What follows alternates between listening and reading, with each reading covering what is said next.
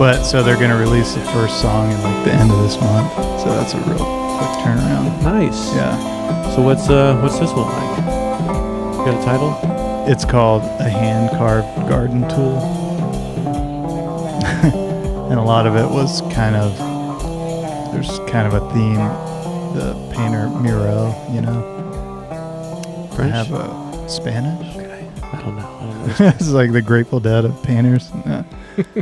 Had this interview that I tracked down that was kind of hard to find. And so the whole album is kind of like stuff from that interview. Like words, you mean? You kind of like did the... Like Yeah. or ideas, you kind of like let that seep in, and then through you tried to just make sounds that are fun. And he was just kind of obsessed in this interview, at least, with just, we use the word peasants a lot. He talks about peasants, but just being obsessed with the primitive, simple, hand-carved garden tool type things. Was it, when is he like, what century is this dude? 20th century. So that interview was maybe in the 1940s. Yeah. And he was already famous. So like a little before that. So how do you does that find you, and are you looking for inspiration for your next album, or do you stumble onto that and then you go, oh, I think I'm getting song ideas now. Like how do you? Yeah, it's nice to have some kind of like guitar pedal or book of just something to draw from, or something new. So it's like this one's gonna be like this pedal or this. Is it like that? Like so it's different, or and who knows how much of that is just in your head, but yeah, you'll get something and you'll be like, ooh, inspired, and it's just kind of like, I don't know what the term is. It's not doing anything, but the fact that it's this new thing makes you be able to create a bunch of stuff. Yeah, like it lights up a new part of your brain. I mean, you must be moved by the guy. Like it's not like you're just randomly. Yeah, he's always been a favorite, and I think I had been curious about any kind of interview, and then there's this one book, and it was like really expensive on Amazon. It was the only place I could find it anywhere. But I've done that where you're like why is this? Pay $70 for this book? Yeah, it's like 10 page, or not even 10 pages or so. Yeah. Yeah, I bought a poetry book recently. It was out of print like that. Then I got it and I was like, this is so melodramatic. The me that remembers this from being a teenager, it wasn't even like... Oh, really? But so this guy, you've known about him before this, and then you're kind of, are you getting that sense that you want to, it's time to make the next thing, just kind of say where you're at in life, and you're like, I'm thinking about that guy a lot that I'm kind of interested in. Oh, well, also, I went to Spain and played a show in a castle, and we went to some museums that had his pieces. So that was extra on the brain. Yeah. Oh, for sure. Was that last year? Is that recently? Yeah, 2024. Okay, yeah. So I don't know when we did our last thing. Yeah, I should check. I think it was about a year ago. We did that trip in June. Yeah. We might have talked about it. I don't know. Yeah, I don't think so. I think I remember pretry well. It's all different, We're like the Grateful Dead. We could talk about the same topics, but we're not going to do them the same way. Yeah.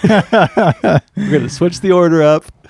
The dynamics will be a little different. The pacing. Yeah. So you, so what's that process like? You're like, are you like reading it and then it's only 10 pages? You're kind of like, how do you, it's almost like, you hit the string on the guitar and it goes through the pickup and then it becomes electricity. It almost feels like the ideas from the book. At some point they become your own. Like what's that process like? I think I, was already making an album and kind of just recording some ideas.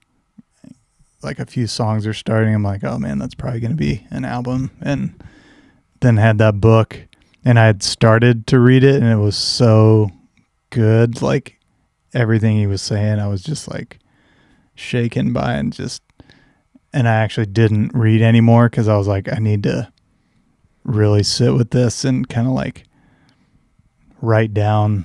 There'd just be certain words and like 2 or 3 words together that you're just like, oh my gosh. And so then so busy. But when I finally got a chance to sit down and kind of like just scribble out some random things I liked from it, and then that just kind of became themes throughout the album. Well, that's cool. Do you still do tend to do the singing last?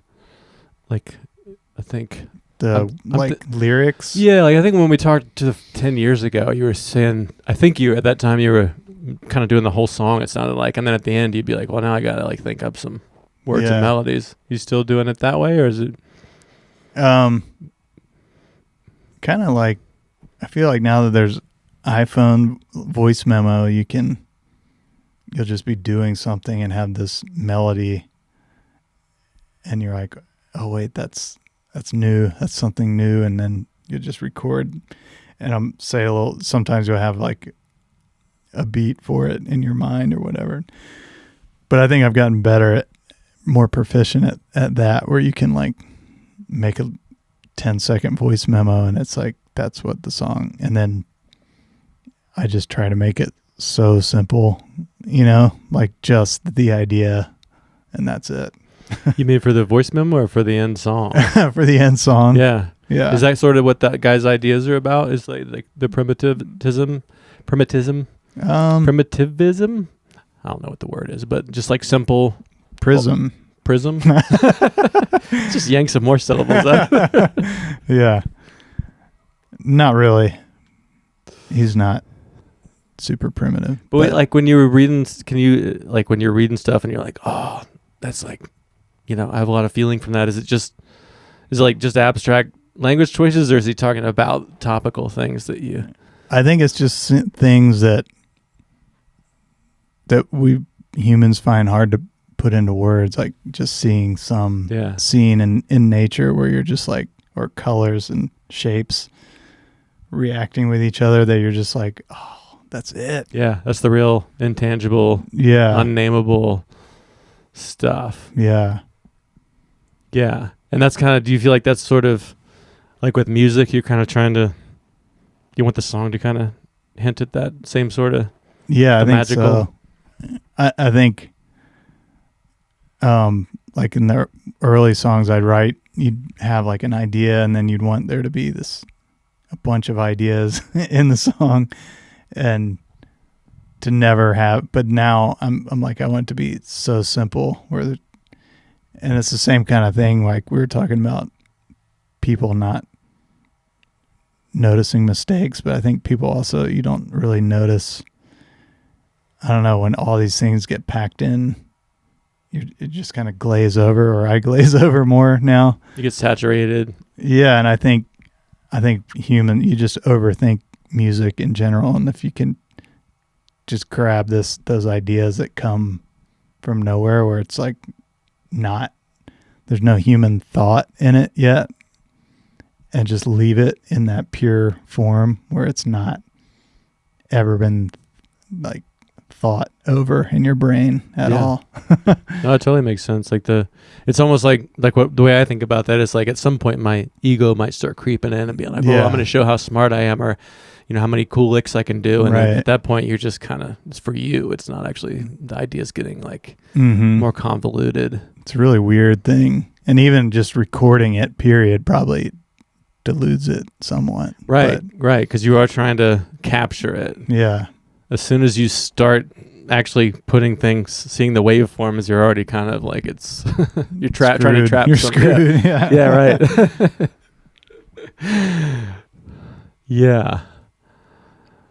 Yeah, that's interesting. We talked about Tom Petty before, and I think that his how often it's just one straight beat without a fill, like the whole song. I'll play along to that stuff and be like, whoa, or just the same 3 chords. I feel like he does a great job of not adding a bunch of smart stuff to it. Yeah. Which kind of actually dilutes the idea. Just keeping it real simple. Yeah. It's hard to do. Yeah, I'm getting better at that, I think, as I get older. I think for me, it's like less ego as you get older. Where it's like trying to prove, being young and trying to prove how much you know or can do. And the song's worse because of that. Yeah. Now my thing, because for a while I cared if you wanted people to hear it, or you're like, I want to be able to make money playing a musician or be able to keep doing it. And now that doesn't really matter because I can just make albums for no cost and put them out and 300 people hear it, and you're like, whatever. It's more than that, but if it was 0, would you still do it? Like, definitely. Yeah, like if it was like, yeah. But now my so you're like, you overcome that thing, and now I'm like, well, actually, I've made so much time's gone by. I've made a lot of albums, and they're all pretty much the same. The same? You mean you think they sound the same? Kind of, or because when I first started doing it, the shtick, if you will, was like that every song was different or something kind of quirky from its, like all kinds of different genres. Different genre, yeah, like classic rock. Like here's a ballad, here's a up tempo. But then once you do that different thing, it's the same thing. Once there's more different things. Say it one more time. An album where one album it's like vastly different from anything else out there and from itself. Like each song is a totally different direction, kind of like a mixtape. It's like I want it to just nothing sounds like this song before it or something. Mm-hmm. But then once you make another album that's also that, it's I don't know how many albums I've made now, like 12 or so, and it's kind of that same thing. It almost sounds like it's a thing of scale. You start with an album and you're like, I want these 12 songs on the album to be different. But then now that you have 12 albums, you're like, well, the albums kind of become the song. You know what I mean? Mm-hmm. Like the body of work isn't like the song, it's the albums. Yeah. So maybe. And then even if you kind of combat that and not try to make it like that, still just whatever you've done, for the older you get and the more you've done something, no matter what it is, you can't really be that different. I feel like even if I did sludge metal, it would still kind of be... It would sound like you. Yeah. Yeah. Yeah. Maybe. You'd be like, this is sludge metal. People are like, no, it's not. It sounds just like you. Or just be trying really hard to do something that's not really working just to be different. And that's maybe more of, not being your authentic you. Mm-hmm. Yeah, I mean, I think it's good to have a character, not that, to be a character, but to have a sonic character that's your own. It's good. Like, right. So, I like that. I like artists that kind of always sound like them, even if it feels different. And I always want to get like some weird sounds, or there's no rules about what could happen, but then the no rules becomes a rule. Yeah. I think last time we talked, you said you had a specific ensemble of instruments that you were like, I'm only going to use these. Did you have another like parameters? Yeah. Boundaries that you put up for this one? I'm trying to think. I remember that last one was like pretty stripped down, and I was like, I want to have upright bass and regular bass on every song, and every song had like 2 drums. Like those were kind of the parameters. 2 drum kits. Uh-huh. Is that right? That's crazy. But this one, I don't know if it's pretty basic. Like there's really not much. That's still something I'm trying to do in my studio, is just get rid of everything. Like even if you have to move a mic stand to point the microphone to something else to record, it's too much trouble. It's friction. It's in the you're in the flow state, right? Yeah. You become the mic stand thinking guy, and then you're like, where was the like out in space? Is that what you mean? Like it's or like everything I have is so close to itself. So like I just put one mic over the drums, but then it's like the guitar amps over there. I don't even have to actually pick the mic up, just swivel it. But even swiveling it, I'm like, maybe that's too much. you're like, that I got to remove that from my process. That was really. You still using amps though? You're not just plugging direct in with the guitar? A lot of direct. Starting to dabble in the D. Dabble in the D, and then listen back. I'm like, I don't know if it sounds worse. Yeah. Maybe the tube amp me was just being kind of pretentious. Maybe it actually doesn't matter. You know? Right. Yeah, I just have a crappy interface, but there's a lot of songs on this a few where it's just kind of like a guitar line melody, and it's just a guitar plugged right into the interface, and there's no modeling or anything. Yeah. No, like the old tape pedal that nothing. Yeah. But that's kind of a cool thing if it's the right melody to just get that like so stark. Yeah. I mean, it's naked in a way. Yeah. It's kind of like direct is almost. Mm-hmm. Like I played with these guys for a while, and the room was like, they had all that sound stuff all over the walls, and it was like you didn't get no reflections, you know. And I've always liked room. I've always really leaned on the room heavily for everything, or tried to simulate that. And he was like, you know, if you have a dry, you actually can focus more on the sound you're making and your tone when it's dry and direct. And that kind of blew my mind. It was just a few years ago, the idea that like the direct sound kind of is more pure in a way than I always thought the room and the vibe was the pure. But then, I mean, they're both true, I think, opposite things. But direct is like, I think I ran from direct because it's so naked. Oh, yeah, there's nowhere to hide. Nowhere to hide, yeah. Yeah.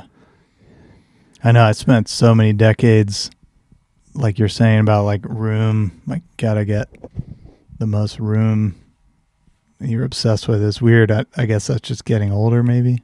Yeah. That you're kind of like, it doesn't matter, or you can... And you've just done it one way for like 20 years or whatever. It's like, let's do I always feel like there's the Bonham sound, you know, like the roomy drum sound, like the Glenn Johns or whatever the guy's name is. But then there's like Steve Miller, who's like the other, who I never really liked, but every snare drum's like right here, you know? Yeah. Like every sound is like... You never liked Steve Miller? I might have to edit that out.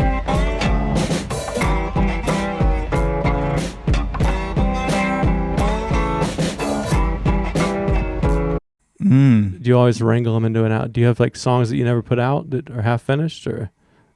Usually they do become an album. But yeah, there's probably a handful. But I get, you know how most artists will like release some bonus tracks later.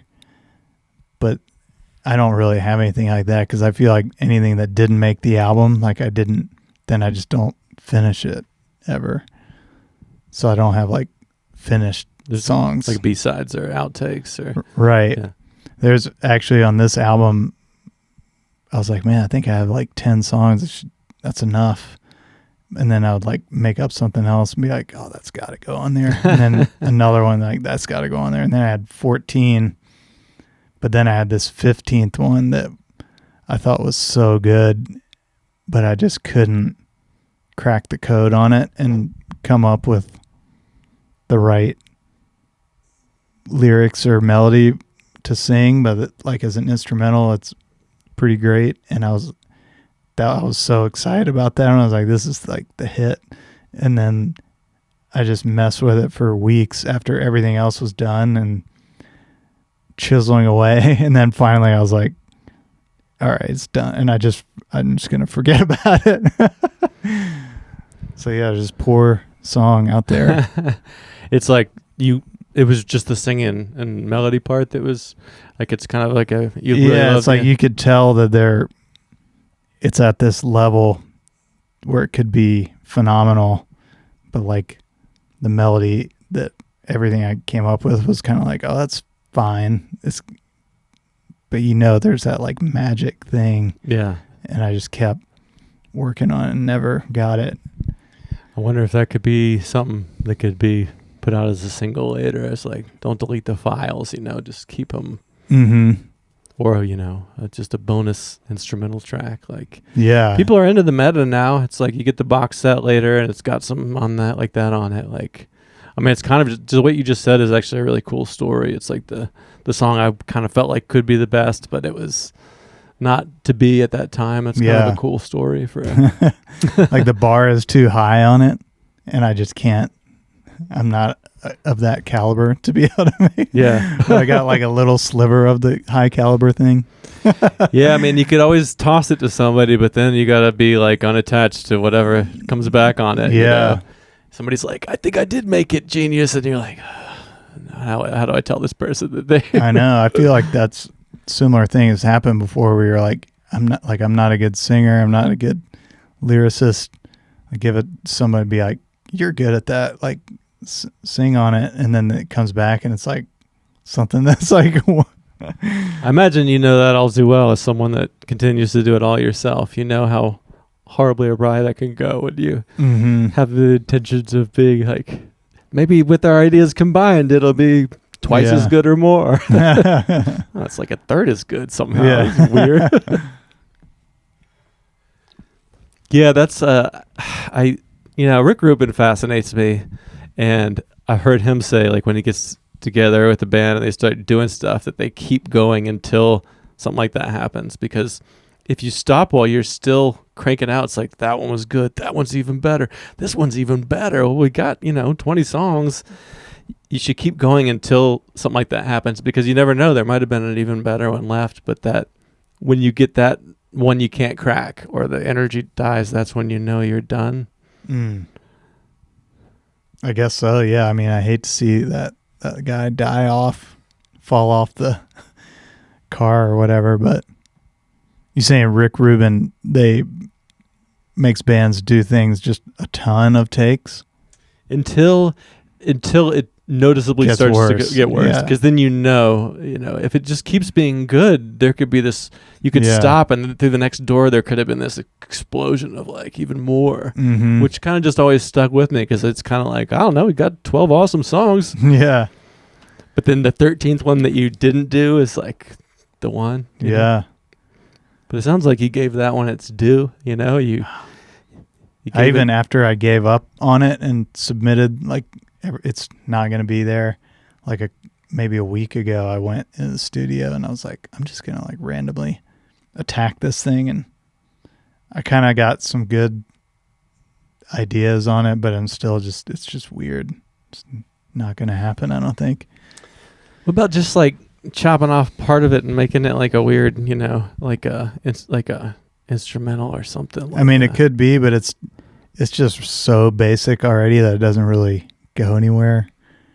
So I don't know. I'm looking forward. I'm envisioning the new album. It's like one chord, like one beat, just like pretty close. There's this. I get triggered with like a lot of. I love these conversations, and I read and listen to a lot of other people, that fascinate me, and I get all like. I just thought of this Brian Eno thing that I heard where he was saying like. I hope we didn't talk about this last time, but like I probably did. Probably did. There's so much content, nobody's going to remember. If we can't remember.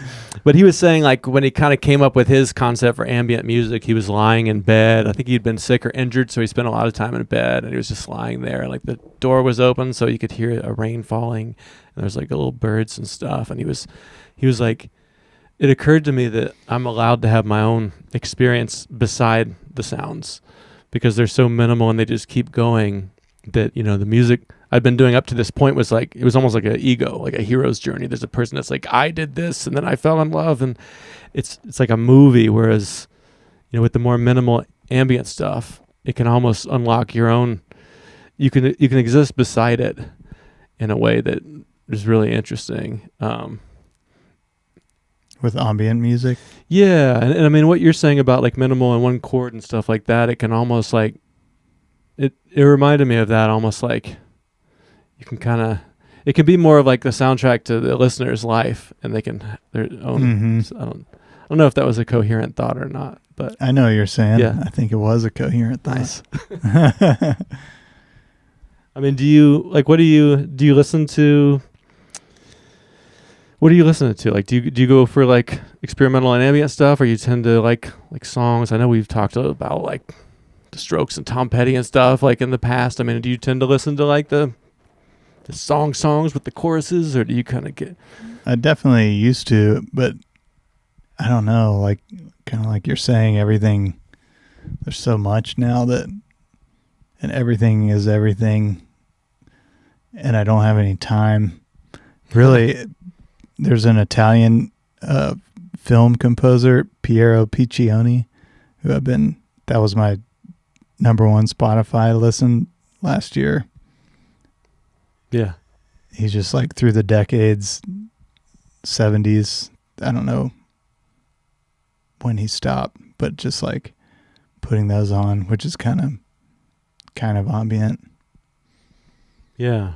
Yeah, it's so much cooler to be influenced by things that aren't the thing, you know, like I think. Yeah. Or I've arrived at that like if you're going to, you know, write jokes, like if you get the ideas from songs to do jokes, that's kind of more interesting than using jokes as your muse, you know. It's like definitely. Yeah, it's like to make an album of music based on some, you know, Spanish painter or whatever is like sounds more interesting than like I was just listening to a bunch of the Pixies and then I made a album that sound, you know. Yeah. Like the more like alchemy has to happen and you to transmute it. Mm-hmm. Yeah. Well, one song I just thought of on this new album is called Stillness Strikes Me. And that's a Miro from that interview. That's something he said. Yeah, that's nice. Yeah. It's kind of got the opposites in it, where, you know, being like struck by stillness is kind of like, it's got that, like, yeah, proverbial. Yeah. Yeah.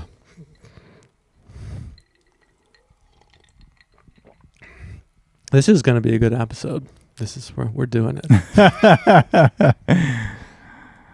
I'm trying to like learn how to slow down into the like both here and on stage doing jokes, like to try to like relax into the lulls and the silences, because I'll notice when I'm in the moment, if there's like a few seconds where nothing happens, my brain goes, I better say something. Yeah. Like, but then I watch it back and I'm like, that was nice. Just like a thoughtful pause for a few seconds. Like as the listener, it's kind of nice not to be like, it's just words coming all the time. Yeah. But in the moment, you can almost feel like it's that way, you know?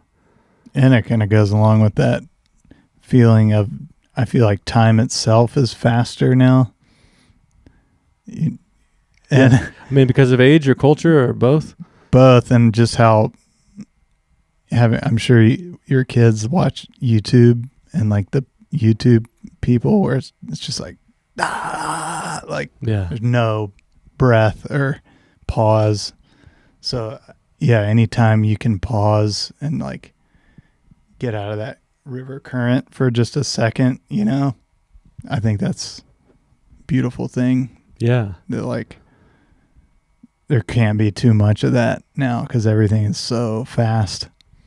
Yeah. I was just talking to my friend Josh, who's like a couple episodes ago, about how I I just route so many messages for my job, the screens, the devices. It's just like if I'll sit there and just try to like meditate or something, I've just noticed it's just a torrent of, it's a much faster speed. My brain's just calibrated to process more chunks of information more of the time, faster. So when I watch a movie, like I really appreciate a slow paced movie. Yeah. Like I'll watch like we were talking about No Country for Old Men or something, or like I'll watch, I just love like slow shot. Like it makes me feel like I'm going to be all right. Whereas like the speed of media, the speed of our culture in my mind, it's too much like to keep that pace up. So when I'm going to enjoy art, I tend to enjoy things that slow me down. Yeah. The pauses. And even like, I mean, musicians like, you know, Miles Davis taking a lot of pauses between his notes. That always sounded better to me than like Coltrane being like, and like my favorite comedians are the ones that'll like take a sip off the drink and sit down on the stool. And it's almost defensive to be making sounds all the time. There's something almost like mistrustful about that. It's like you're afraid of the silence, like people are going to find you out, whereas a silence is like more confident, I think. Definitely. That's another thing. I don't know. Pretty much everybody does this now. That's that thing where you are talking to somebody and then you go, but hold it out, and you just are uncomfortable with. You just don't want to lose your place in the conversation, or that someone else is going to change the subject or something. Yeah, totally. Like if you it's like that thing where they say like one of the biggest charisma hacks you can have in life is to pause. Like when you're asked a question and everyone's looking at you, to pause for a few seconds. Because if you're like, well, yeah, I know the answer, like that you're already signaling that you're not believing in yourself. And I think that's what I heard you say, that like, if I don't keep talking, no one's going to let me start talking again, like there's almost a defensive quality. Whereas, and I actually don't know what it means. So it might not mean that, but it's a thing and it's just interesting. So see if I can do it. You know what I'm talking about? Yeah. Like it's still my turn, even though I haven't said the next thing. Is it like that? They're not even thinking of something next to say. It's just to have a sound there. Like there can't be silence. Yeah. I mean, silence is creepy. I feel like this is the same topic of like, I better add some more chord changes to that, Yeah. Like, cause I'm proving that I can do things. Whereas like to be like, nah, it's one chord and I'm just gonna like, that's kind of pretty confident to just be like, Right. Or it's just, I guess it's naked. It's like going direct to, or you're not hiding behind stuff. That's a thing I've noticed doing, a lot of hours of this is that when we talk about my favorite, most exciting things, and that's a time where it's especially hard for me not to overtalk. Really? Well, yeah, because like everything you're saying about like making music and stuff is making me be like, oh, like I'm having all these like tangents in my mind that I want to talk about, but it's also like you have to, I don't know, slow it down, I guess. How much coffee do you drink in the morning? Oh, I just drink caffeine all day. I quit drinking alcohol a few years ago, and I just like going hard on the caffeine. Mm-hmm. And I think I'm like undiagnosed ADD, just very high functioning. Yeah, they didn't have that back then. And I've heard like one of my kids has it that caffeine can almost have the opposite effect if you're neurodivergent. So I think I might be doing something like that where I self-medicate with caffeine, and it sort of almost focuses me more than. Yeah. Let's go with that. What about you? What's your relationship with caffeine? I drink an espresso in the morning, split a pour with my wife. So it's like you're technically getting just one shot. And then an hour later, I'll do that again. So that would be a double shot. And then that third one, I'll set to the side and drink in the afternoon. So 3 shots of espresso per day, usually. So measured. Do you find that like more it causes anxiety or dehydrates you, or you just like that just is enough, or is there a reason for caffeine? Does that seem like not much coffee? No, I think any medical person would be like, that's a good, that's plenty. But I never know. Sometimes you run into people, who are just drinking 20-ounce things of coffee, drip coffee all day. Yeah. I feel like it's probably not smoking a pack of cigarettes, but it's on the way probably. Yeah. But you gotta, I don't know, like there are like, I don't know if you want to call them vices, but I've learned that I'm really not very good at moderation, mm-hmm. Like zero alcohol is not that hard for me, but like having one and then setting the other 5 in the fridge, like when I finish the one, I'll be a guy that kind of wants the second one. Yeah. And whether it's like podcasting or making music, I get really obsessively into things and I get in the zone and I go. So I'm kind of doing that with caffeine now. And in the back of my mind, I'm like, well, I'll quit that later. I quit alcohol. By the time I'm like 50 or 60, I won't do anything. I won't eat fried chicken. It's like that day's coming. Just got to kind of rein it in, I think. Do you like fried chicken? I love fried chicken. I can make a fried chicken, though. I'm good at making fried chicken. Really? Yeah. I think it's probably my favorite food when it's done right. Wow. I double batter it and I double fry it. The double fry is really, you fry it the first time and you get kind of a Chick-fil-A bendy golden, and the second fry gives it that crunch, that Korean crunch. Yeah. Yeah. So who is the best fried chicken in Asheville? I do like Rocky's a lot. I really like Rocky's. Yeah, I really like their fried. Like, there's something about the hot, whatever's in there hot, and then they get that crunch. I think they must double fry there. I would guess. Yeah. Nice. I've got a theory for you. Maybe we talked about this last time too, but I seem to have noticed barbecue around Asheville was like a hugely popular thing, right? Yeah. And I feel like it's not now.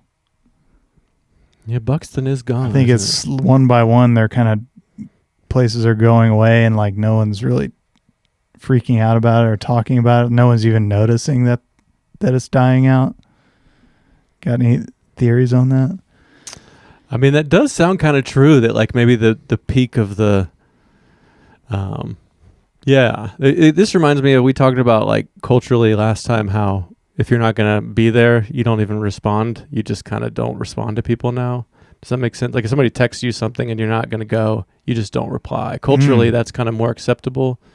So I like these conversations about cultural trends, like that, that whatever, 2015 was just like barbecue is, like maybe magazines were like, when you're in Asheville, top 5 barbecue. And it's just, everybody's like hashtag barbecue. And you can kind of feel these fads going, and then maybe at the end of it, like the 3 best barbecue places are still there, maybe, hopefully, maybe not. Yeah, I mean, that would be extra sad if like the shitty ones, or the ones 12 Bones still exists. I think so. See, we don't even know.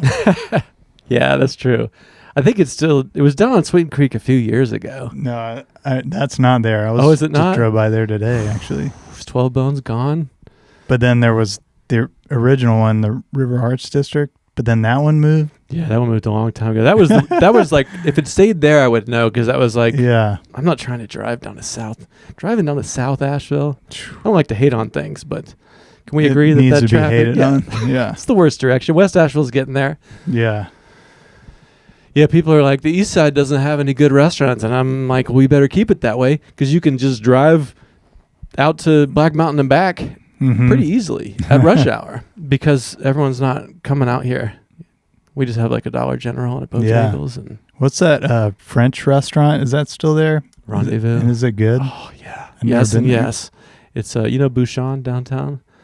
It's like a fancy French place. We'll go there for like anniversary. It's definitely like fine dining, expensive, but you can make a reservation. You can sit outside. You can get just like, if you want to get a steak or just a fine dining meal. Yeah. It's very, very good. All right. Yeah. Also, Barley's in Asheville. What's your... It's gone now, right? Well, I think, it's been closed, but I think they're remodeling and it is going to come back. But I really like Barley's. The weird thing about Barley's for me is I lived in Knoxville. Yeah. You know about Oh, yeah. In the 90s. And I was like, there was nothing there. I mean, it was nothing. It was just fast food. And it's ridiculous how little culture we had in Knoxville downtown in the 90s. But we had this one place called Barley's, and it was like old school. And we'd go there, and I'd drink underage sometimes. And I thought it was so cool. And then I moved to Asheville, and it's like the same. I'm like, this is a chain? Yeah. I felt so lied to. So, did you ever play music there? Oh, yeah. Those big echoey brewery rooms. and now I try to tell jokes in those big echoey rooms. It's like, this is going to be a rep that makes me better later. But I don't know. Dogs, children, glasses being dropped, cavernous, like brewery equipment, like just like the cicadas ruining the punchline of your joke. Yeah. It's the breweries have the budget, so they'll get the art in there, but I've never really heard anything sound good in a brewery. True, yeah. The Barley's gig though used to be the most cherished one, like around 2001. I played with this guy Abe Reed, who was in the Blue Rags. 2001. Barley's 2001 Okay. Asheville, and it paid $300, which was like Yeah. huge. And we would split it, and you got to eat for free and drink for free, and that was just like, you've arrived. That was the best thing ever. But while you were playing, did you feel like you were connecting with people, or did it not matter because It was comp was so so good? cool that you got Yeah. that gig that you didn't even think about. Well, you were just a kid then, so you're just like, we got booked, like that's kind of enough. I know, right? And because I think you're kind of connected with the Knoxville one, so we'd play the Knoxville one too. And there's a Greenville one that I played a couple, not as much, but a couple times. And then there's of course a Spindale one. You ever been to that one? No. I don't think they ever did bands there, but Spindale's pretty awesome. Yeah. See, I just did the thing where I was like, afraid for there to be a silence. I was like, I'll just throw a out there while I think of my next thing. You're like, what do I know about Spindale? Nothing. I was thinking that I don't know anything about Spindale. That it's often to this day there's the gigs that really do. If you get like some hundred, maybe over $100, a few hundred, Yeah. a good meal, everybody's like, "Can we get you anything else?" And then there's the gigs where you're like, "I really, express my soul," and that really and it's very rare. The Venn diagram overlaps. It's almost like at this point, you can do like corporate comedy gigs, and then they can finance that cool trip to Atlanta when the cheap motel, and you break even. You know what I mean? So it's kind of like Just view it as the same one thing. yeah, like if you do too many soulless gigs, maybe I'd quit. But then it's like they do finance. Yeah, it's like two sides of the same thing. But yeah, I find that like a lot of the best paying ones are just, I don't know, not the most. You can say it.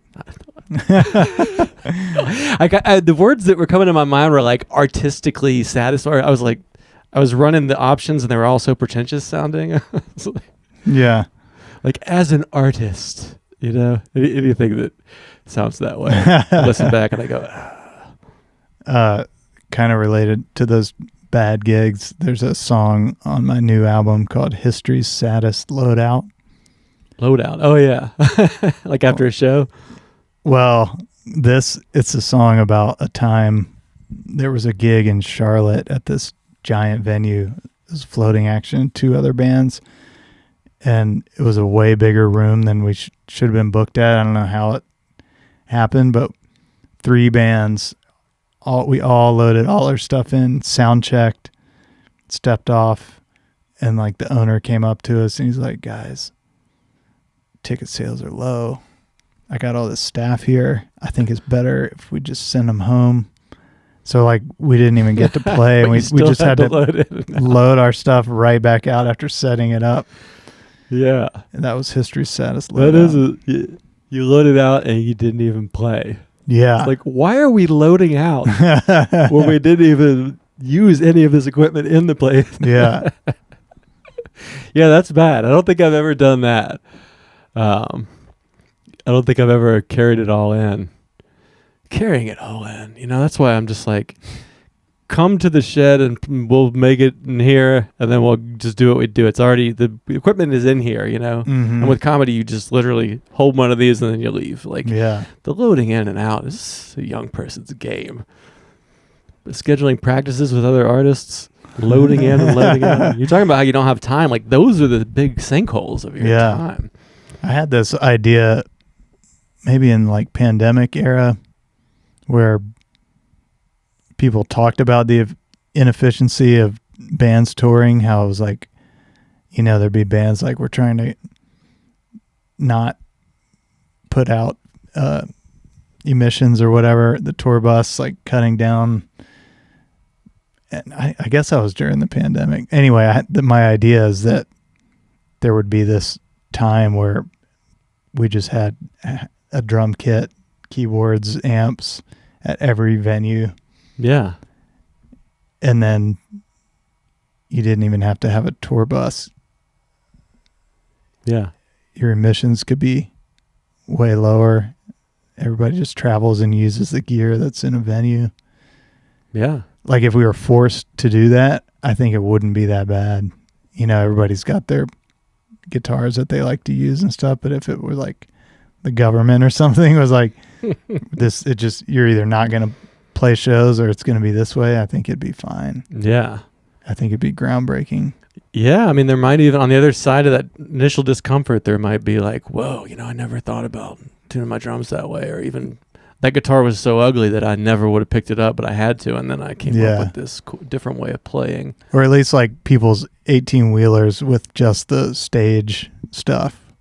You know what I mean? Yeah. I guess you'd still have to have a tour bus with the people, the band, because then you could sleep and cover more ground. But like nobody could bring tractor trailers with stuff like stage stuff. Yeah. No, I'd be into it. I mean, yeah, I think every drummer I ever played with was like, is there someone else that has a kit there? I don't even want to sound good. I'd rather just be lazy and just deal with whatever they got there. And there's so much modeling, like amp modeling and stuff. If it was a giant venue, you can't really hear the nuances of anything. And if it's like a plug-in or something, yeah, like you just get there, you just plug. Let's just all plug direct into the soundboard, and then they could just make it. Yeah, and it's like a cheesy drum kit. You could be like 60s kit plug-in or something. Yeah. There is a thing that people have told me, because I've talked a lot about the drumming and the sounds that it makes, and so many people are like, you got to get an electronic drum kit, bro. And for me, it's like, this is a little bit of a topic change, but moving the air in the room is 99% of what I'm interested in. Right. Which is kind of hypocritical, because I will go direct, but it's like, I just came out of the virtual world. Like, I don't want to hit it and have it go through little chips. Yeah, I would say drums, that's different. Yeah. It is about the air moving. Yeah. Yeah, maybe it's the only one. I guess, I mean, voice obviously has to be. There's no way to plug yet. Check it out, bro. Oh, shit. You of all people? I would have thought you'd be one of the later adopters. This is your new minimalist direction. Yeah. So you getting the same guy to master it? The dude we talked about last time? The dude who's like, I'm not a masterer? Yeah. Kyle. Yeah. He did it again. Yeah. Bless his heart. And it seems great. He's like, you were like, I put out another album. He's like, already? I thought you were going to give me a few years. Sounds great. That's good. I did feel terrible because last time I think I told you, he was like, don't ask me for any changes because I don't know enough to do a change. I don't know. Yeah. So I knew that. That's decisions. But this time I already felt guilty for asking him to do it. But I sent the wrong version of a song. There's one of my last songs that I just kind of threw together, and I was like, oh, it's like Velvet Underground. It's like, and then I was just like, it needs another drum kit with a different beat. And I did that like after sending him the new version. Ooh. I was like, can you redo this version? Anyway, but I can honestly say that once I got it back, that this is the second one is the one now. It's like, it was worth it 100%. Yeah. I would have felt bad if it was like not, like some EQ tweak or something. It was just like if you couldn't tell the difference. Right. Yeah. I'd feel bad, but this was like, oh, it's way better. Yeah. So you collab with Kyle and then you toss it off to the think tank. Mm-hmm. And then they're trickling them out. Yeah. That song's called Shell of My Former Self, which is a funny phrase. Yeah. That I hadn't ever really thought about, but then I had some weird train of thought where I was thinking about it as like you're sort of reincarnated, or what if that's what that meant, was like like it doesn't have to be negative. Yeah. I don't know. Even just the minimalist thing that we were hit on. There's all these like accidental themes that happen in these, which I love, but like the idea that, less could be more, I guess that's the cliche way of putting it, that being a shell of your former self, being a person that throws in less chords or takes more pauses without saying that, being a shell being less of is not necessarily lesser or worse. I know. Whereas I think the phrase is generally used that way, right? I think so. Yeah. It's like you can kind of... He's let himself go. He's crappy now. He's a shell of his former self. I was so sad. He was just a shell of his former self. And I mean that in a good way. He's making all this minimalist music. Oh, okay. I thought I just assumed you were using it the way that... Yeah. Was that from the Muro? No. I think that I just heard it and I was like, oh yeah, what a weird... When people say that, it's such a negative thing. But then I was, just thinking about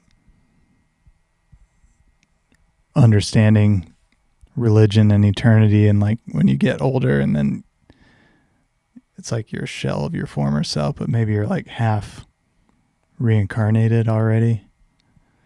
Like you're already transitioning to the next place your soul will be, something like that. Yeah. Even though you might not know it. So it's like shell, empty, but it's like you've kind of transcended. Yeah. I don't know. Yeah. Did you bang it all out in about 3 days again? No, it wasn't that quick because that time I rented a cabin and just focused, so I couldn't do that this time. And it's going to hurt the press release. Yeah. It was slower this time.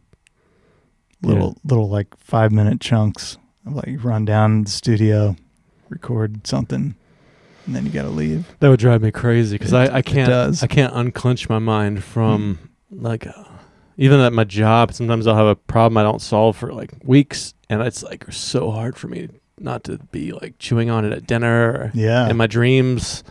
Definitely. But I don't know. Maybe that's cool. Maybe that being forced to.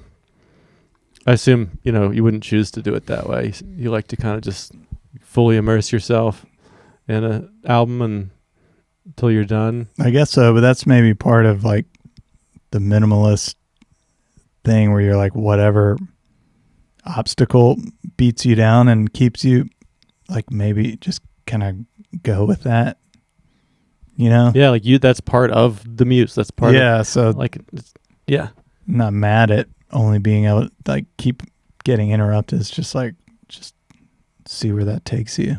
Yeah, and it's like, your audience is like, here's the ones where you went to the cabin, but then now it's like, that's almost part of the concept. It's like, what happens when that guy makes it in some other crazy way? Yeah. It's like some reality show. Let's put him in a friggin' tank shoot tennis balls at him and make it, it might be, make him uncomfortable. That doesn't necessarily mean the art's going to be worse. Yeah, and then it's interesting too to like having done them different ways, and then you're like, did it really?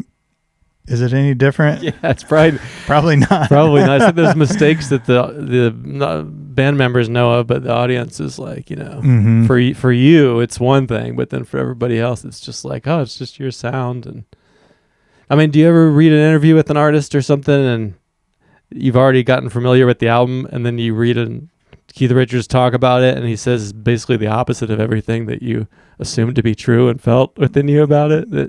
What is true for you really doesn't have that much bearing on, like, somebody else can enjoy it in some opposite way. Yeah. Similar to like, well, maybe I shouldn't go there. You should go there. Artists like Chuck Berry, James Brown, who turned out to be horrible humans, maybe, in the way they treated people or whatever. But it's, if you don't know that about them, I don't know. Their music's so good. So if you know that about them, does that change it? Or yeah, I mean, I love do you act like you don't know that about them, or just like I mean, I still think like Michael Jackson. Like, I think we need the song. I think the recordings are so good that we need them, and I mean, I still enjoy them. And I guess that's kind of controversial to say now. But I also think if you step back and look at the bigger picture of somebody like Michael Jackson, you have this beautiful kid who's just got so much music and so much heart, and he's run through this friggin' grinder of like treating a kid as a celebrity and racism and exploited, and then it's like Yeah, he turns out to be a monster, but I mean, who's to say that any of us wouldn't, Oh, yeah. He was just trying to sing some beautiful music, and we still have that. Like, the idea of like, take him off the radio, it's like, that's the one, his good things have to be taken away now too. Yeah. But then there's like levels too, like Cosby. It's like, I can't watch him be America's dad. That's just too weird. So I don't know where it's like Woody Allen movies. I'm like, I think he made some of the most genius. Oh yeah. Like The Minimalist, Do It Your Own Way, crank one out every year. That whole thing, like he's amazing. But if he's in it, I'm like, well, I can't really look at him. But if he's, I wonder if people watch the Cosby Show now. if it's syndicated still. Is it?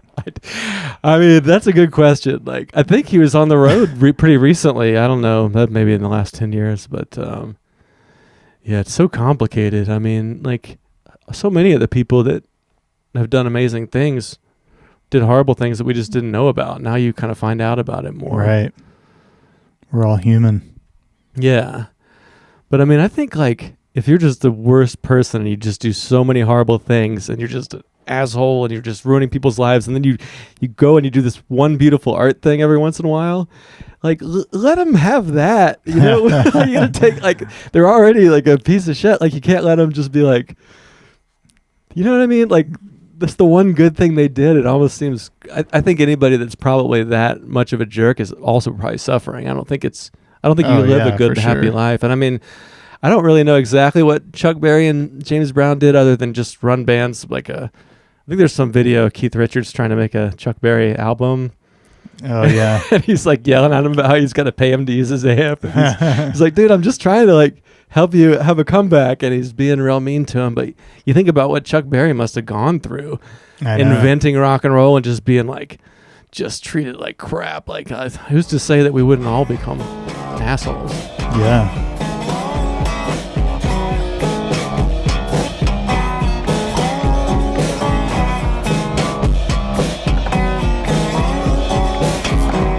The levels of everything, like you're saying, when they start the show, or he might get the sitcom, and they go visit Russell Dalrymple. Yeah, and then George talks them down from their offer. Yeah, yeah, yeah. I think he's kind of Larry David, right? Yeah. Like, I mean, it's never. Yeah, he's just ruining everything, and Seinfeld's kind of a Zen type dude. I mean, I think later on they kind of get into that. Maybe that's not the best thing, not to ever cry or have feelings. Mm-hmm. But he kind of exists. He's kind of almost like an anti-character where it's his apartment, and then there's all these nutcases having all these feelings, but he's just kind of like, yeah, I don't really feel things. I thought another one I just saw was like, I forget the character's name, but he was Summer George to Jerry, like, and he had mental problems, and he would go, if somebody hurt his feelings, he would run off into the woods and dig a hole and just sit in it. You remember that one? It sounds familiar. And like they reconnect as adults, and it's like, oh, it's Crazy Ray or whatever his name was, and he's like a car dealer or something, and Jerry was gonna do a commercial, and he was gonna get a free sob from the guy, but then the guy gave him a van instead, and Jerry didn't want a van, but that made the guy run off into the woods in Central Park, and he digs a hole at night, and Jerry's like, I got to find him, and they're looking for him, and there's all these people in Central Park that just dig holes at night and sit in them. That's so good. Yeah. And then the guy, he talks and he's like, come on, let's go home. He's like, okay. Right when they get up, this old homeless guy appears out of the woods. He's like, you done with that hole? He's like, you mind if I get in it? Yeah. They're like, sure. And he just gets in it. Like, just when there couldn't be any laughs left on this hole, then there's like some guy comes out of the woods and just like wringing every laugh out of yeah. I mean, the writing is just so good. I feel like pretty much every episode at the end, all these disparate threads come together, and like they must have written them backwards. Mm-hmm. You know what I mean? Where like at the end, there's like 3 random storylines and they all collide in some like genius way where they must have started with that. Like that last joke of a stand-up routine, that ties everything. Yeah. Yeah. Together. The closer. Yeah. I think that it was a lot of interesting, like Larry David and Seinfeld wrote it all themselves on paper with a pen, like they had writers, but it wasn't at all like the writer's room. It was like just two stand-up comedians who knew each other really well. So it's just kind of a different way of, and once you invite in like the 8 people and you get this well-rounded committee, it gets watered down into something that's more like every other show. Kind of like that show Workaholics. You remember that show? It was like 3 guys, maybe like 2008 or something was when it came out. I could be wrong, but they were made funny YouTubes, and then they got a Comedy Central show, and they wrote like maybe the first season or just first few episodes, and they're so good. Yeah.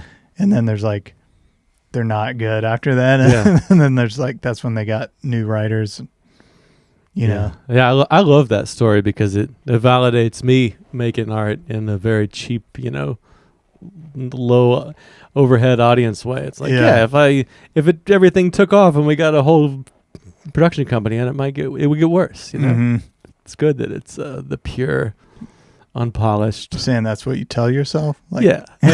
That's what I tell myself. Same with me with music. I'm like, if I made money from it, it probably wouldn't be good. Yeah.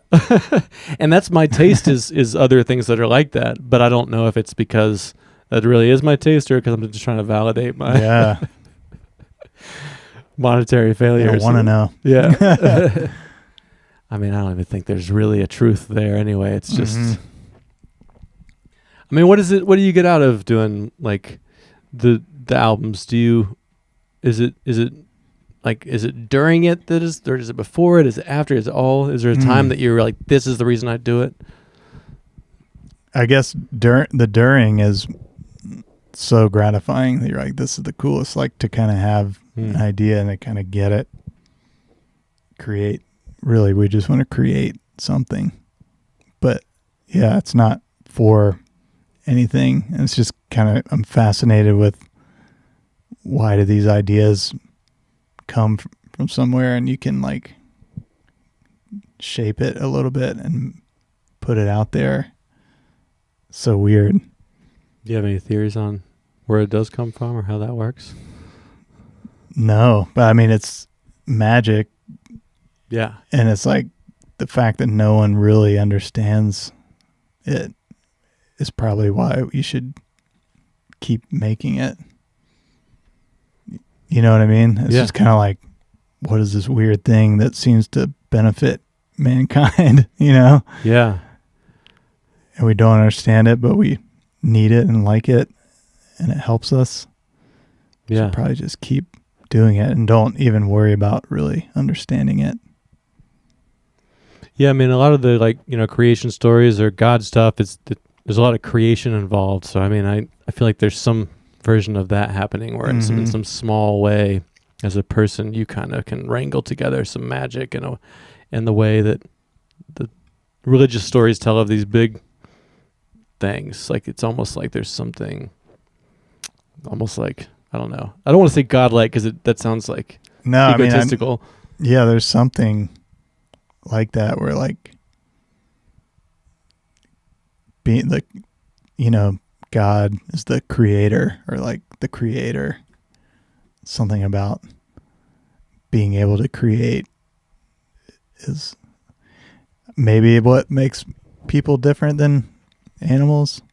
Yeah. I mean, I know octopi they built a couple things, right? Yeah. You can hand an elephant a paintbrush. They use something as a tool. Maybe it was like the big.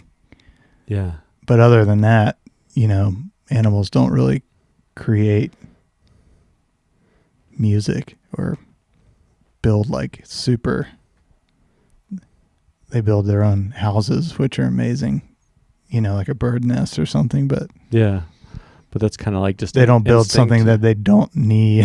Yeah, right. Something that has no practical purpose, merely for the sake of doing it. Yeah. Which I think does go back to your thing where you, at one point, maybe you had an audience in mind or like a hit, song you were trying to write. And that's kind of a practical reason. That's almost like it is a nest Yeah. for your babies so you can make money or get, attention. Whereas like Mhm. to throw that aside, it does seem like true creativity is like, it's not for anything other than maybe just doing it. Yeah, so interesting. Do you ever like go back and like listen to old stuff and it means something more coherent to you? Like when you're like, oh, I was just making up words 10 years ago when I wrote that, but now I can see I was writing about a relationship. Or do you ever find more meaning in your art after, or do you go back at all and listen to old stuff? Not much, but sometimes, and then you're like, it's always been like real cryptic kind of things where it's like 8 words that can say like 10 pages of things. And so I was like, oh yeah, I was saying that. I was like, oh man, not to be like, I didn't quite get it. I got the part about saying 8 words that can say a lot more if you pick, but then I lost you after that. yeah, I mean, I just think there's a lot of words there's so many words in all my songs that are like, you're like, what's that verse? And then it's like, oh, it said that. I'm like, man, I think it's really good now, I guess is what I'm saying. Because it takes me to... You have enough distance from it, you can see it more objectively, and you can be like, oh, I like the word choices. Like, I guess so. And it like really, I guess maybe no one else could ever know what I'm really saying. But in my mind, it was like, I use this, and this is referencing this one word, and it kind of there's like a whole book within one line kind of thing. Yeah, I mean, your music has never seemed like literal to me. I've always thought that you have like Neil Young. Like, I don't really know what his lyrics are about generally, but it's a feeling. Whereas there's like, Hank Williams or somebody, it's like it's very literal. Mm-hmm. Yours seems to be more like, kind of more like vibes, or like I feel like you almost use like a lot of like kind of more ancient language and stuff too. You might talk about swords and stuff, like things that are not present day. I don't know if that rings true to you, or if that's just like, do you like I don't think absorb so. old texts, or I don't know. I think earlier stuff, like maybe I would try to like grab something about a sword.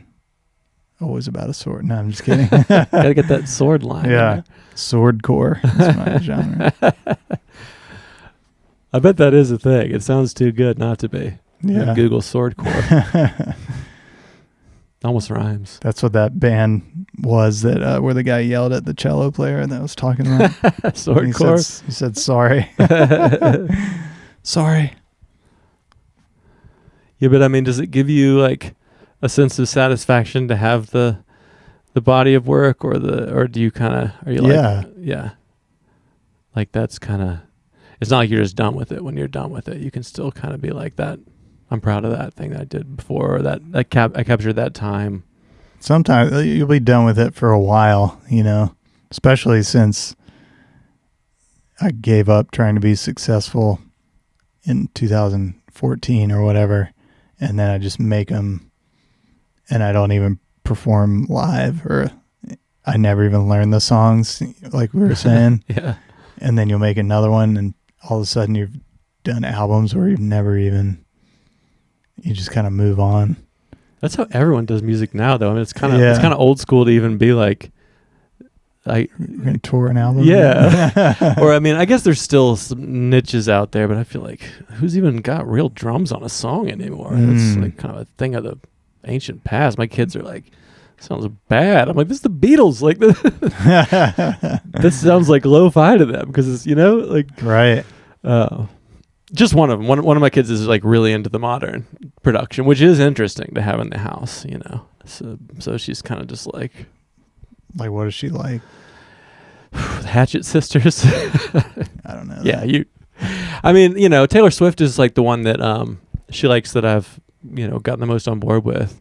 And I respect the the songwriting and the production. It's like Really? yeah, I do.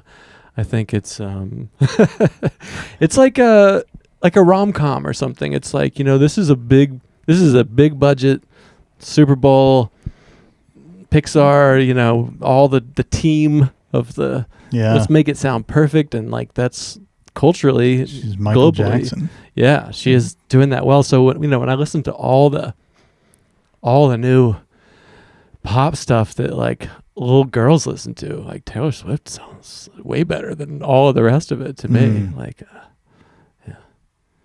Do you have one kid, right? Mm-hmm. One daughter? Does she choosing her own? Well, she got into Taylor Swift. I remember that moment.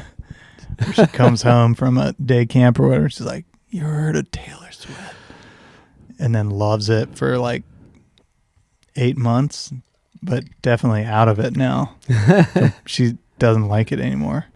You sound like you're probably not like a huge fan of Taylor Swift. A huge Swiftie, if I had to guess. No, I mean, because I want to be fine with it, and then like you hear it, you're forced to hear it a lot, and you're just like, there's like this anvil pounding you in the head kind of thing. That's just like no space, no pause.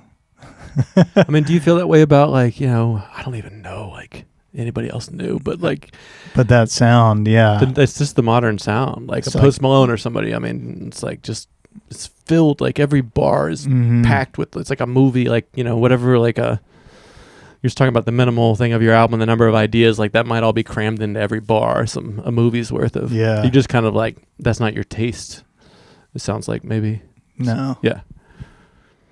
I mean, that would have been, I was curious because I could also see you being like, well, I make it this way, but I like, but I mean, I don't, it's just crazy because it's like, it might sound like let's have Seth Kauffman over and I'll be like, no, you should check out Taylor Swift. Like I'm not, right. I'm not a fan, like, but it's like, you go watch like Inside Out or something like that, and you're like, you like cry during it, and you're like, I wouldn't even be here if I didn't have a kid. Like, I mean, like I would never have just driven there as a grown man to the movie theater to watch an animated Pixar movie. Well, I think those are all made for adults now, wouldn't you? I think that's the thing. I mean, well, I think Taylor too is like there's enough. They try to like have a wide enough net to get everybody's money, or you know, like hit on there's like the 90s references for the dads, so we can feel like yeah. And then there's the kids stuff, but I don't know. This has gotten pretty. It is funny though. I don't know if people have mentioned to you that they listen to the podcast, but a lot of people have. For the very modest thing that this podcast is, like the episode I did with you is the one that people have said the most things to me about. So I just thought I should definitely mention Taylor Swift. I feel like you asked me. Taylor Swift was an answer to a question that you asked me. I feel like I'll have to watch it back. Oh, like what do your kids listen to? Or man, I'm blanking on this name, but there's this guy. I think my daughter's already passed this, thankfully, but what is it? It's like a guy's name, and he it's all kind of like not Weird Al, but gross songs about, or like chicken macaroni, and that's all the song is, just like chicken macaroni. Just the two words? Kind of, yeah. Anyway, that was like a big fad where like all the kids in school were into that. Yeah. What is his name? It sounds worse than Taylor Swift. I mean, yeah. Maybe not though. Maybe it's just being chicken macaroni. Yeah. And there's no problem there. It's like, I guess the obnoxious would be the word, with that sound of like modern things like that, where it's like it's got to be so in your face. Yeah. It's like a YouTuber video of in song form. Yeah. Anyway. Yeah. Yeah, I think I know what you mean.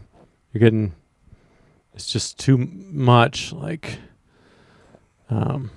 I don't know. I mean, your tastes are too, if you're into those old records, then it's like your taste kind of gets warped that way. Like, you know, people sometimes be like, man, if only Robert Johnson could have recorded those songs now. Like, that'd be terrible if they recorded them now. You like, it's perfect that it was what it was. Like, I know. I was thinking about like if Jimi Hendrix was in the 90s. Like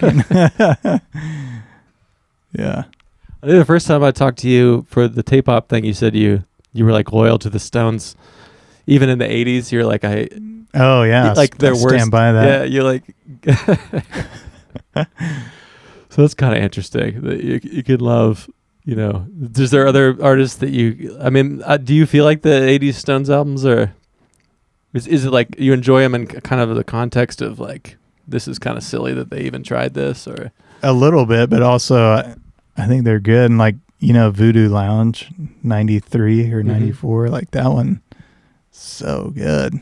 Still, in a real way. I think in the '90s and even Bridges to Babylon '97, which is like makes me smile. Like it's kind of bad, but when it came out, I was like so into it. And there's like a weird level that I'm really into that.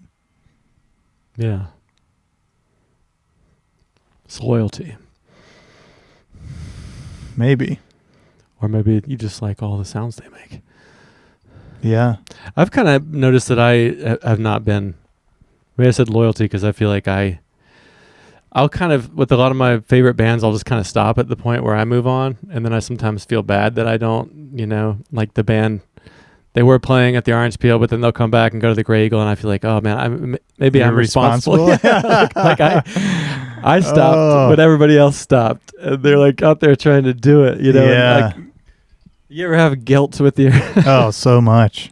Everything's guilt. But yeah, band guilt where they Orange Peel and then Grey Eagle. Yeah. I saw Dinosaur Jr. at the Grey Eagle like a year or two ago, and I was like, well, this is great. They're back in a place where I can enjoy seeing them again. And then it was just so loud. I was like, all right, I don't know. It was really loud. It was very loud. I mean, it is kind of interesting that he still is standing by, you know, these giant stacks when it's like the room's not that big. Everyone here is at least 40. But I guess that's what it is, you know? Like, no plugins. Yeah. They're going full on, just... Or like going direct into the Marshall modeler, and it's just empty speaker. Yeah, for the prop of it. Which isn't that what was it, ZZ Top or somebody rumored? Well, I guess Neil Young had some giant, but those were supposed to be like stage props. Yeah. But I heard ZZ Top had maybe like this huge array of amp cabinets, but then it was just a Gorilla. You remember Gorilla amps? Solid state, like backstage, and that's the one that they're... I love it. I think that's totally fine. It's like the stage should look cool, you know? Yeah. Like that doesn't matter if it's coming through that or not. I mean, now everyone, like the big bands have all these like in-ear, I think every drummer in the big room plays to a click now, and it's just kind of, I don't know. Also, can you verify, I always heard that ZZ Top would have treadmills that they ran on stage towards the crowd. I know nothing about ZZ Top. Never heard that? No, I mean, I know there are like a few hit songs from the radio. Yeah. I think those 80s, that era was when they would do the treadmill and they're like playing guitar but running towards the crowd, which probably but I've never looked it up. Sounds dangerous. I mean, yeah, really dangerous. I mean, I've guitar injuries are real. Yeah. Yeah, I don't know. I've never really... are you a ZZ Top fan? Yeah. Yeah, because they're kind of ripping off the Stones. They're like on that branch, right? They're doing the... Blues rock. Yeah. Blues rock. I mean, I think... ZZ Which Top I think is cool. Awesome. I mean, if you're going to rip off a band, you should definitely rip off the Stones. There was a great moment. You know, Michael Libremento, of course. I was going to ask you if he's around because I want to get him on here. Oh, yeah. He wants to be. He's going to be around more. Yeah. Yeah, we'll get him. I would love to have him come over and just do this with him. He's actually coming this Wednesday. I'm playing at Highland. Oh, yeah? He's going to be there. Oh, that's cool. If that could work out while he's here. Yeah, maybe. That's my problem is like scheduling 2 months out is great for me. Mm-hmm. I mean, I'll have to look because like Libermento is an A+ guest, but I have 2 people booked for next week. Sometimes I get in over my head. Yeah, I know. I mean, I should. Nah. Neither one of them's Libermento. I'll say that much right now. But he would come up, and there's a hotel, the BB&T building downtown. That's a hotel now. Mm-hmm.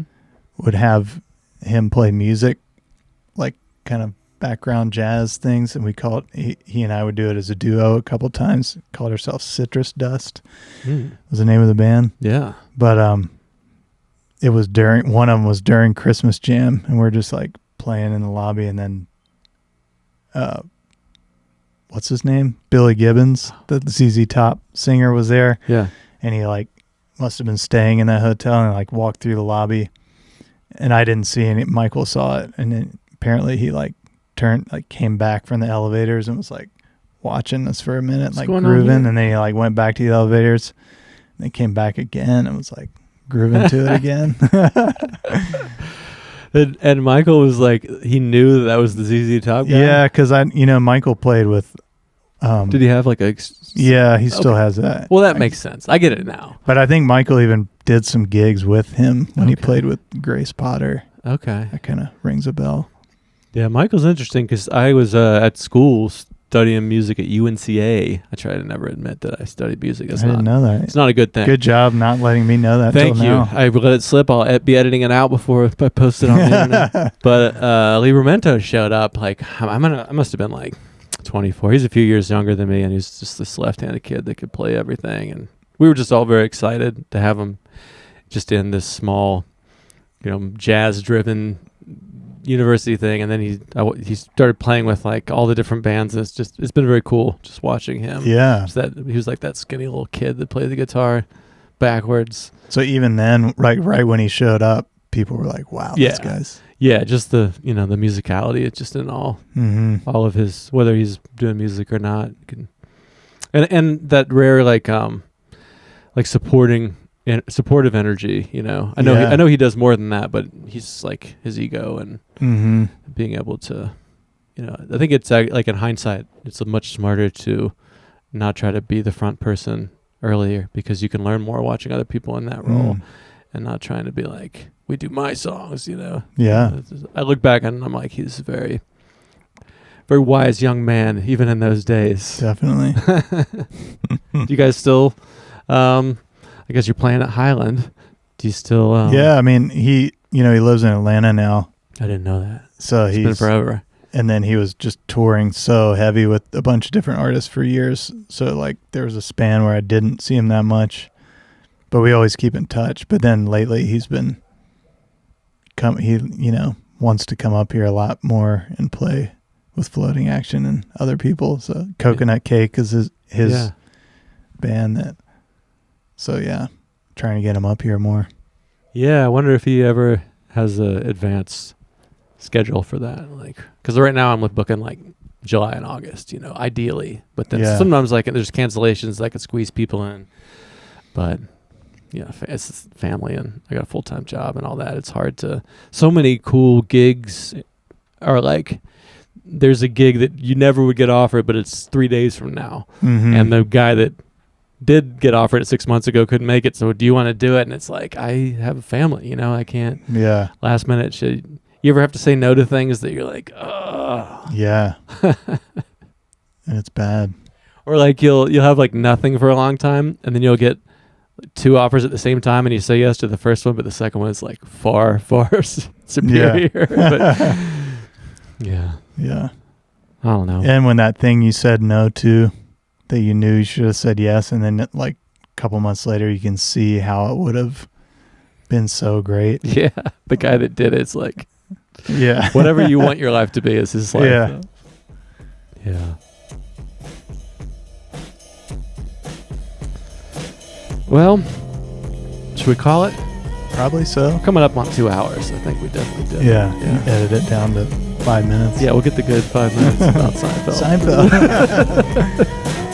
I was just like trying to bait you for that Seinfeld clip that we both need for our social media. We got it. Yeah. All right. Well, thanks for coming on. It's fun.